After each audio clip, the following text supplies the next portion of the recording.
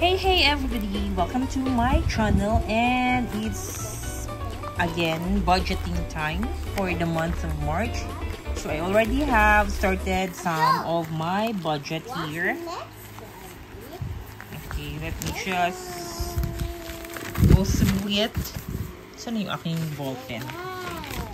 So nakapag-start na ako mag sulat ng mga budget natin for month of March, guys.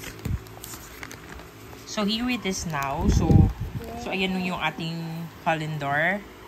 Ayan, and we're on the 4th of Tuesday.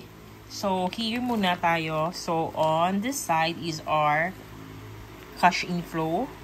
Okay, so we have here income or goals, our savings, our sinking fund, utility, subscription, and fixed expenses. So for this month, hindi muna tayo alat ng mga budget for the savings, the sinking fund, utility. Pero yung goals ko will remain as is. So ito yung mga nilagay lang nating goals. Maliliit lang, guys. Except for education, kasi every month, ito talaga yung tinatabi ko for education ng aking daughter. Especially on summer, kahit walang school, meron pa rin yan. Yan. Para mas hindi ako mahihirapan pag mag-start na ang enrollment. And now, on this side naman is our calendar, budget calendar. So, on the first day, so ayan, nagtabi na ako ng mga goals. Yan, mga amounting to 200. So, at yung mga nakalagay dito na may amount on this side. So, yan na yung mga naitabi natin. And then, nagkumain kami sa labas kasi that's Saturday. Meron ako mga biniling mga seedlings sa nursery and mga paso. Ayan. So, may 5 yan. So, lahat yan expenses ng garden. Ayan. Tapos, meron tayong breakfast na 200. Tapos, may pumasok kaming income na 4K. And then, nagkaroon naman ng snacks. 200 mini kaming ice cream actually. First today, meron na naman pumasok kanina. Isusulat ko na lang muna for today. So, we have here garden ulit. Okay, mga pots na naman ito. Online actually. So, that is 8383. Okay. And then, bumili kami ng mga fish kasi may dumaan ditong vendor kanina. So, that cost us 420. Ayan. So, I'm expecting my salary to come in tomorrow. So, that's roughly nasa 29. And then, meron tayo deductions para sa Netflix. So, kailangan ko maglagay ng amount sa ating GCash. So, here, lalagay tayo ng service fee. Hindi ko manalagyan ng amount kasi hindi ko alam kung saan ko kukunin. It's either sa isang account ko na 8 pesos or sa isang account na 25 naman. Tapos, ito yung mga kailangan ko talagang lagyan, guys. Kasi reunion namin sa family ko is April na. So, kailangan mga kompleto natin yung mga tinabi natin for the whole year. And yan, education, ayan, kasi tuition na naman for March. Of course, yung mga PLDT natin, iCloud, yan. Ang PLDT natin is still the same. 1506. Tapos, nagkaroon kami ng another side hustle, which is nagdi-deal kami ng mga PC collection. So, if you're familiar with that, ito. So, ito, guys. So, meron na naman. Ito yung additional naming hustle ni hubby ko. So, dealer kami ng PC collection. So, yan. So, if you're interested, you can PM me for the details. Kasi I'm looking for additional members sa aking team for this PC collection. Okay. And then, ano pa ba itong mga tinabi natin? Printer, syempre, printer accessory, meron pa rin yan. sa mga loan. Ito yung mga loan natin. Okay, of course, isa din sa ginagawa ko during budgeting guys is comparing last year. So, ito yung last year natin. Ayan, March 2024. Ano ba yung mga activity natin last year? So far, kung naka-note dito yung mga okay, Valentine. Late. Valentine kasi nagsisave siya. So, wala muna akong Valentine. Ayun, may birthday. So, syempre, magsi-shout out tayo dyan ng mag-share tayo ng birthday. Kasi may nagbo-birthday niyan. And then here, pinagkaroon pala kami ng dito.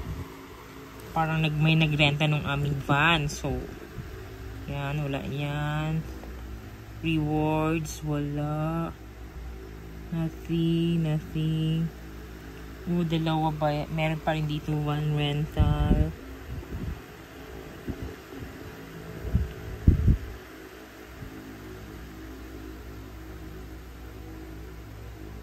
Okay. Nagkaroon ako ng investment sa GCash guys on stocks. Ayan.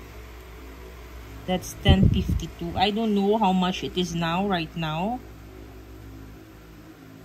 Check natin later.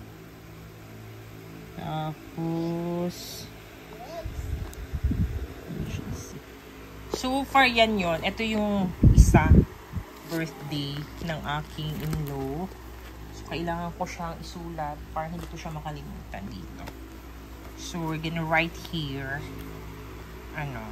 a birthday remark. Ayan, so that's Lola Diling's birthday. Ayan. So, wala masyadong activity lately.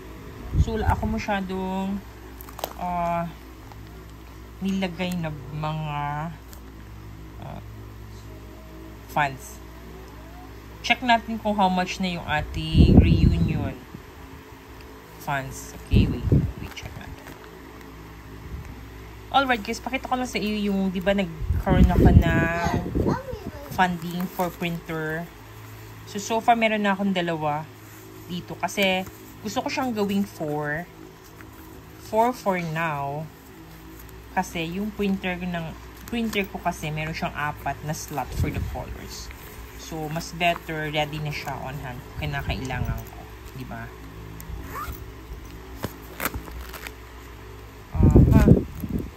Okay, wala tayo dito. Nothing here. Kalimutan ko sa kanila niya ilagay yung reunion ko. So, water, wala rin. Sorry naman. Marami na ako nabuksan. Maybe here. Okay, I have reunion. Okay. How much na ba this time yung naipon natin for the reunion? So, meron na tayo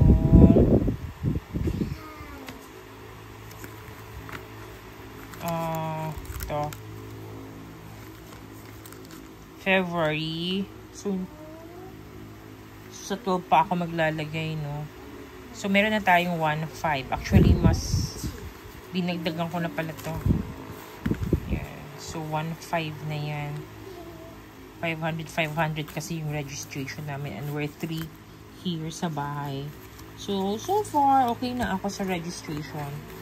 Pasok na ako kasi may 1.5 na. Tapos maglalagay pa tayo, di ba? For March. So, sobra na siya.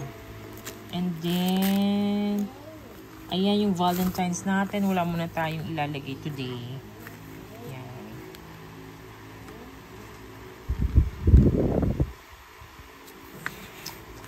Wala yan. Ubus na ubus. Said na said. So, okay lang yan.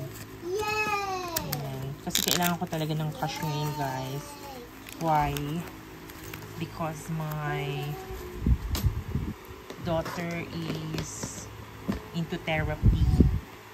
More on behavior and social skill. So, every week, nag-aalat kami ng therapy sessions niya. And it's very costly sa amin. So, yan. Sasabihin natin every Friday kami nag-re-reserve. So, ang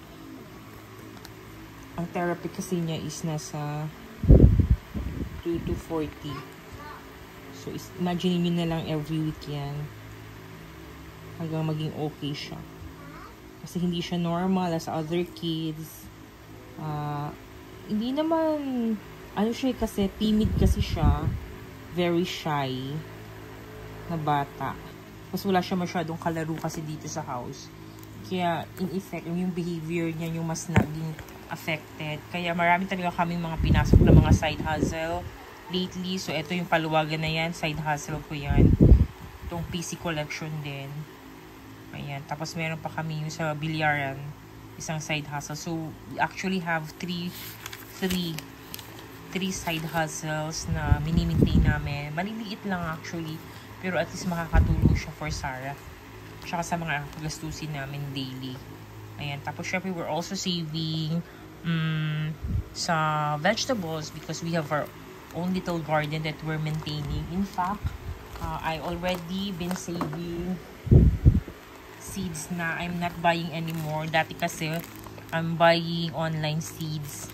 And this time around here, I was able to save seeds from my okra. Ayan, so nagpa-dry lang ako. Tapos, ayan, nilagay ko siya sa isang lalagyan. So, eto, dalawa to siya na fruits na dried na okra. Ayan. Tapos, I'm also saving lang din. Kakatapos ko lang din mag-save ng marigold kanina. Kasi gusto ko maraming marigold doon sa aking area. And nandun pala ako kanina kasi nag-transplant ako ng radish. And at the same time, tomato. Umuulan pa talaga kanina. Naabutan ako ng ulan. And it's worth it. So, ayan. Ito yung nangyari kanina. Super lakas ng ulan. Ayan. So, happy naman yung mga plants ko. But, it's all worth it. So, ito na lang muna guys. And hope you also had started making your own budget for March. Ayan. Masasanayan nyo rin sa para alam nyo kung saan pupunta yung money nyo. Or hindi kayo guilty when you're spending na hindi pala out of the budget. So, alam nyo. So, that's it. Bye-bye for now.